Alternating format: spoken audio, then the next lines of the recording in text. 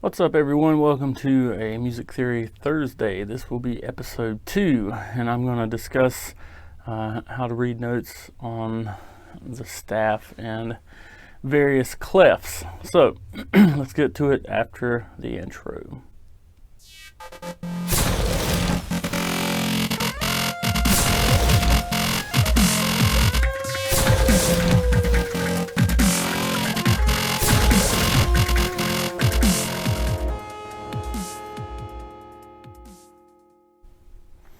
Welcome back to episode 2 of Music Theory Thursday, and like I said, we're going to discuss notes on the staff and various clefs. Of course, the staff consists of 5 lines and 4 spaces, and depending on what clef that you put on the staff, those order of notes can change. And we'll have the order of musical alphabet up from last week's episode to help you guys out with finding notes on these different clefs. And of course, each clef has a way of identification. You've got the G clef or treble clef. You have the bass clef, or what's known as the F clef. And then the C clef, which can be used for tenor or alto clefs. Now on the treble clef, or the G clef, you can see the tail of the G clef circles around the second line from the bottom of the staff. That is the G. So if we know our musical alphabet, we can start on the G and count up or down to find our letters from there. So we have G, A, B, C, D, E, F, and we can complete the octave G at the top of the staff.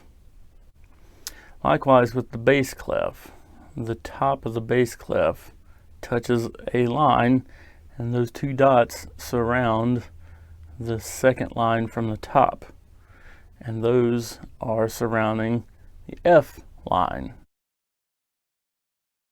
So again, we can start on that line with the letter F and continue to go from there up or down on our musical alphabet that we discussed in last week's episode.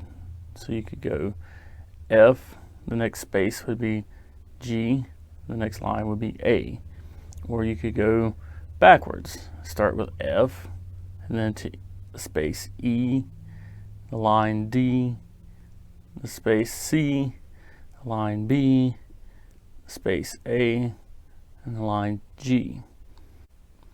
The alto and tenor clef tend to scare people off a lot more than, say, the treble clef or bass clef.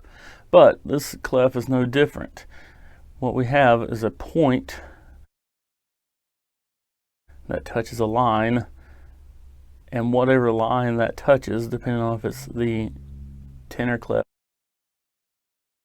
or alto clef, whatever that line is will be middle C, or just a C note if you want to think of that at the moment, because we have not yet discussed where middle C is and what true middle C is. We'll get to that in future episodes. But say if we're on the tenor clef, then the C is going to be the top second line. If we're on alto clef, it will be the center line. And again, you just start from letter C and go up or down the musical alphabet from there. Of course, finding the notes on the staff is actually relatively easy. It's when you apply it to an instrument that can make it a little more tricky, because you have to memorize where those notes are on any particular instrument. But hopefully that will help you guys decipher clefs in the future, and there are some other shortcuts that you could look into for each clef. Like with the treble clef, the spaces spell face. The lines are every guitar beginner does fine. And again, these acronyms will just help you memorize the lines and the spaces of the clef. So you can come up with your own acronyms. In the bass clef, you've got with the spaces, all cows eat grass, or with the lines, good boys do fine always. And again, once you know where a particular letter is on a space or a line, you just follow the musical alphabet from there. So it's just A through G, and then it keeps cycling around pretty much to infinity. So that will wrap up this week's episode of Music Theory Thursday. And again, this is Be Steady. Click like and subscribe, and I will see you guys for next week's episode.